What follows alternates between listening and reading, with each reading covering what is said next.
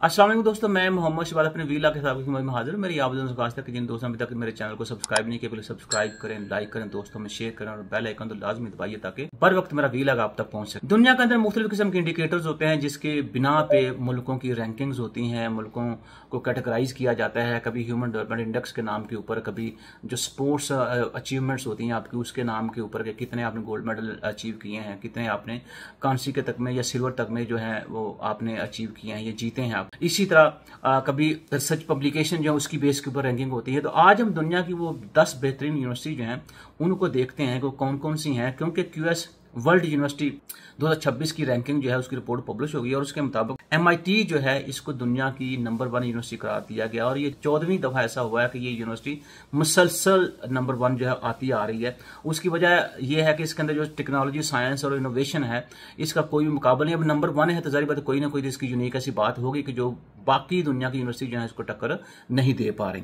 Imperial college London जो है ये दूसरे नंबर पे है। उसकी वजह साइंस, इंजीनियरिंग, मेडिसिन और बिजनेस के लिए ये इंपीरियल कॉलेज लंदन में पॉपुलर है। और जाहिर बात है हर वो स्टूडेंट जो ग्रेजुएशन करता है उसका ये ड्रीम होता है कि दुनिया की जो टॉप 10 यूनिवर्सिटी वहां मुझे कोई एडमिशन मिल जाए या मैं एडमिशन सिक्योर कर। तीसरे नंबर पे स्टैनफोर्ड यूनिवर्सिटी, अगेन अमेरिका की यूनिवर्सिटी है और इसके अंदर जो खास बात है या इसको क्यों तीसरे नंबर पर रखा गया है उसकी वजह है कि एंटरप्रेन्योरशिप और इनोवेशन जो है वो इस यूनिवर्सिटी से जन्म ले रहे हैं। फिर चौथे नंबर पे यूनिवर्सिटी ऑफ ऑक्सफोर्ड है। यूनिवर्सिटी ऑफ ऑक्सफोर्ड है जो जारी बात बरतानिया में है और उसकी वजह इसकी तालीमी रवायत और जो रिसर्च क्यादत के बायस इसको दुनिया की टॉप 5 में वैसे ये चौथे नंबर पे आ रही है। हार्वर्ड यूनिवर्सिटी, इसके पास जो फंड्स बहुत ज्यादा होते हैं और उस वजह से ये एक अपना मुनफरद मुकाम हासिल करती है। इसका 5वां नंबर है। 6ठे नंबर पर यूनिवर्सिटी ऑफ कैम्ब्रिज आती है।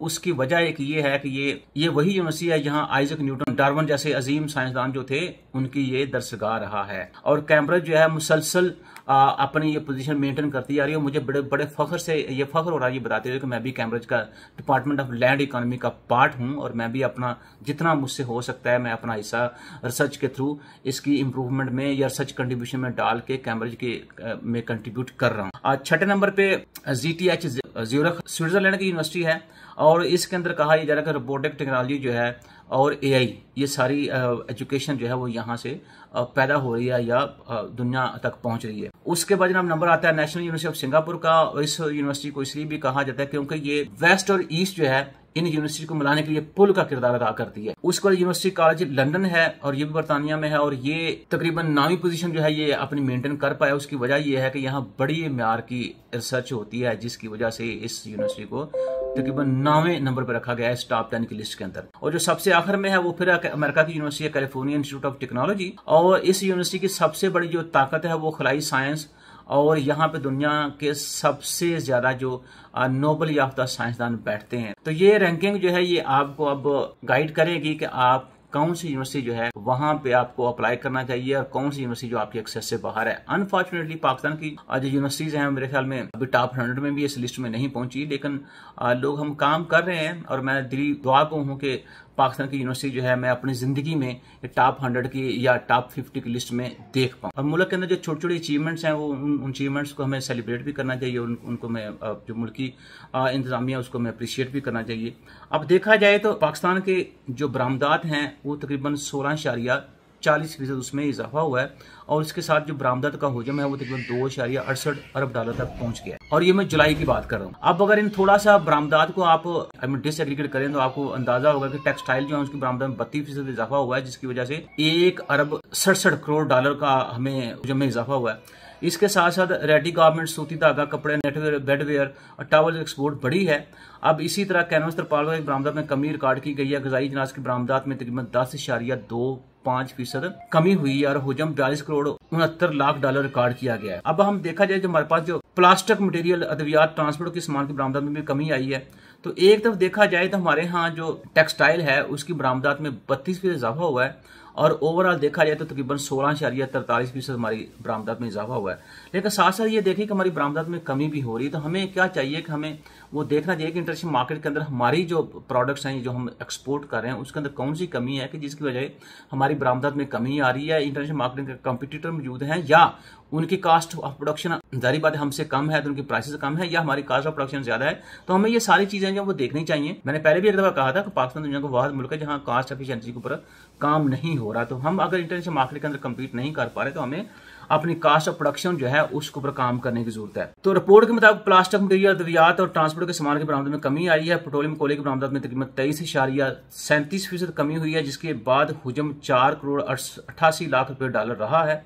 मखसूस सनतों की बरामदात में सालाना बुनियाद पर तकरीबन 17.35% कमी आई है बरामदात के अंदर। इसके साथ अगर हम दूसरी बात देखें तो जुलाई के महीने में जहां बरामदात के अंदर 16.43% इजाफा हुआ, इस तरह बरामदात के अंदर 23% इजाफा हुआ है। तो इस 23% इजाफे के साथ आपका जो हुजम है बरामदात का, यानी कि जो आपने पे करना है, आपका जो बिल है वो 5.86 अरब डॉलर है। अच्छा, अब इसके अंदर देखा जाए तो किन किन चीजों के अंदर इजाफा हुआ है। इसमें पेट्रोलियम मसनूआत जो उनमें 6.42% इजाफा हुआ है। मोबाइल फोन्स की दरामदात के अंदर या दरामद के अंदर 125% इजाफा हुआ है। टेक्सटाइल सेक्टर की दरामद में 21% इजाफा, इसी तरह ट्रांसपोर्ट सेक्टर की दरामद में 167% इजाफा हुआ है और गाड़ियों की दरामद के अंदर 139% इजाफा हुआ है। इसी तरह फिर जो सैम्पलिंग के लिए पुर्जों की दरामद उसके अंदर 290% इजाफा हुआ है। जो गुजारी अशिया की दरामद उसके अंदर 41% इजाफा हुआ है। इसी तरह दूध, क्रीम, गंदम, खुश्क मेवाजात, चाय, मसाला, सोयाबीन, पाम ऑयल, चीनी, दालें और दीगर अशिया की दरामद में इजाफा हुआ है। उसके लिए हमें तकरीबन 30.21 करोड़ डॉलर जो पे करने पड़ रहे हैं। और आप देखें तो यहाँ एक बात जो बड़ी वाज़ेह नजर आई वो ये कि सोने की दरामद में 100% कमी रिकॉर्ड की गई है। उसके बावजूद सोने की कीमतें जो है उसमें इजाफा होता जा रहा है। तो ये जो डिसबैलेंस है, दरामदात में ज्यादा इजाफा हो रहा है, बरामदात में इजाफा हो रहा है, लेकिन दरामदात के इजाफे की कम हो रहा है, ये हमें मेरा हम इम्बैलेंस है उसको भी हमें कवर करने की जरूरत है। और उसके लिए एक तो हमें पाकिस्तान के अंदर जो अब देखना ही है ना कि क्या वो चीजें उनका जो अल्टरनेट है या सब्स्टिट्यूट पाकिस्तान के अंदर पैदा हो रहा है। अगर पैदा हो रहा है तो मेड इन पाकिस्तान जो है उस कॉन्सेप्ट को जो है वो हमें उजागर करना पड़ेगा। और अगर नहीं हो रहा तो फिर हमें दरामदात इंपोर्ट सब्स्टिट्यूट पॉलिसी जो है उसके तहत रहते हुए इंपोर्ट के सब्स्टिट्यूट जो है मुल्क के अंदर तैयार करने चाहिए। साथ साथ पाकिस्तान की जो फूड प्रोडक्ट्स हैं उसका आलमी मार्केट के अंदर खातिर खा उनकी डिमांड में इजाफा हो रहा है। ये बड़ी अच्छी बात है। खासकर खलीजी ममालिक जो है बरतानिया और शुमाली अमेरिका में पाकिस्तानी जो वहां पर रहते हैं वो जो रवायती खाने हैं उनको तलाश करने की तगदो में रहते हैं। और ये मेरे ख्याल में मैं भी जब कभी जारी बात चक्कर लगाता हूँ बाहर का तो कोशिश ये होती है कि बजाय कि हम बर्गर खाएं तो बेहतर ये कि पाकिस्तानी होटल हमें मिल जाए तो वहां पाकिस्तानी खाना जो खाएं। तो अब माहिरीन ये कह रहे हैं कि इसके ऊपर भी पाकिस्तान को जारी बात काम करने की जरूरत है। अगर हमने बरवक्त इक़दामात ना किए तो ये सनत मुकम्मल तौर पर अपनी सलाहियत जो है उसको इस्तेमाल करने के काबिल नहीं रहेगी। तो इसके लिए मैं समझता हूँ कि पाकिस्तान को चाहिए कि अपना जो रवायती खाना है उसको पूरी दुनिया के अंदर मुतारफ करवाने के लिए जो इकदाम किए जा सकते हैं वो हमें करने चाहिए। और इसके लिए एम्बेसी जो है मेरे ख्याल में वो एक बहुत बड़ा टूल है और एम्बेसी के थ्रू जो है हमें अपना कल्चर जो है दुनिया को मुतारफ करवाना चाहिए। देखिए जैसे मैकडोनल्ड KFC आया है तो वो खाली बर्गर नहीं साथ लेके वो अपना कल्चर भी साथ लेके आया है। तो इस तरह से आप देखें आम जब आप अपने होटल में बैठते हैं तो आप जनाब किस तरह ट्रीट करते हैं या वहां जो रिसेप्शनिस्ट है वो कैसे ट्रीट करता है। आप जब KFC में जाते हैं या आप मैकडोनल्ड में जाते हैं सेल्फ सर्विस जो है उसके थ्रू ही आपको सारा काम करना पड़ता है। तो ये कल्चर होता है बेसिकली इन चीजों के साथ साथ आता है। अभी जो स्कैंडल पाकिस्तान में चल रहे हैं उसमें अब देखें पीछे दिनों SCEP के जो चेयरमैन हैं उनके खिलाफ एक बहुत बड़ा जो है वो स्कैंडल खड़ा हो गया। कुछ 14 अरब रुपया जो है वो अपने ही खातों में उसको डालने कहीं गवर्नमेंट को उसका पता नहीं उनके खिलाफ तहकीक जो शुरू होगी। साथ साथ जब बुजदार साहब हमारे वसीम अकरम प्रेस बने हुए थे और CM थे पंजाब के, उनके उस दौर के अंदर 422 मिलियन की जो अद्वियात हैं उनकी खरीदारी का रिकॉर्ड ही मौजूद नहीं है।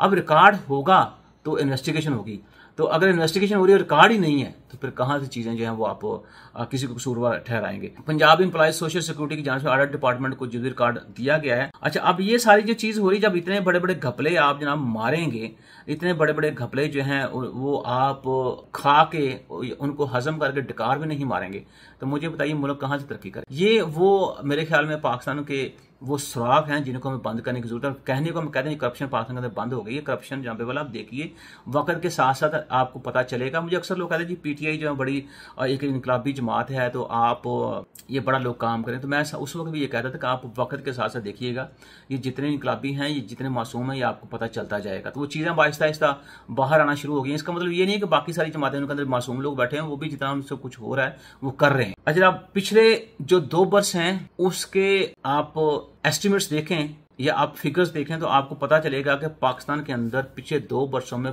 5 अरब 78 करोड़ रुपए की बिजली जो है, बल्कि इससे ज्यादा वो चोरी की गई है, ये भी इंकशाफ है। अब इस जो ऑडिट रिपोर्ट है उसके मुताबिक ये कहा गया कि इस दौरान 2,62,740 सार्फिन बिजली चोरी में मुलवस पाए गए, जिसमें पेशावर इलेक्ट्रिक कंपनी में 1,84 करोड़ रुपए बिजली चोरी की गई, हैदराबाद इलेक्ट्रिक सप्लाई कंपनी की 1,61 करोड़ और लाहौर इलेक्ट्रिक कंपनी में 2 साल में 1,35 करोड़ रुपए की बिजली चोरी की गई। अच्छा, अब जब ये सारी चीज देखी जाए तो डेविस रोड के ऊपर वाकई एक निजी होटल है जिनमें 3 फेज मीटर से 2,63 करोड़ रुपए की बिजली चोरी की गई। अब ये देखें, ये है हमारी पाकिस्तान से मोहब्बत। पिछले हमने 422 मिलियन जो सीएम बुजदार साहब उनके दौरे हुकूमत की बात कर रहा हूँ, अद्वियात की खरीदारी का रिकॉर्ड गायब हो गया। ये मोहब्बत है हमारी पाकिस्तान के साथ। और ये जो पीछे 2 वर्षों में 5,75 करोड़ रुपए की बिजली हमने चोरी की है, ये भी मोहब्बत है हमारी पाकिस्तान के साथ। अगर ये मोहब्बत हम अपनी खत्म कर दें तो पाकिस्तान जाने वाला दिन दुगनी रात चुगनी तरक्की करने से कोई भी दुनिया की ताकत जो है उसको नहीं रोक सकती। लेकिन हमारी मोहब्बत इतनी ज्यादा है कि हम जनाब बड़े बड़े स्कैंडल जो हैं उनको हजम कर जाते हैं, डकार भी नहीं मारते,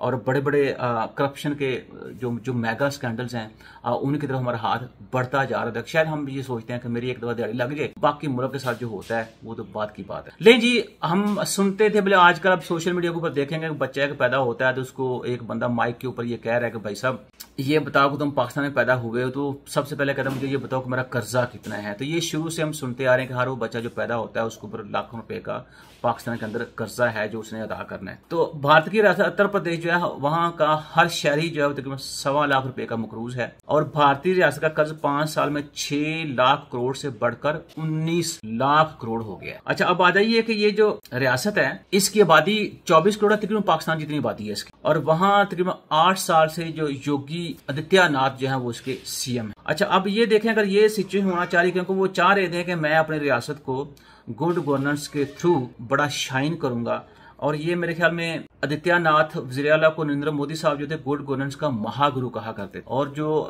मोदी साहब है वो तो चलो गुड गवर्नर है ही, वो तो चीजों को ठीक कर रहे हैं, वो भी मेरे ख्याल में आपके सामने।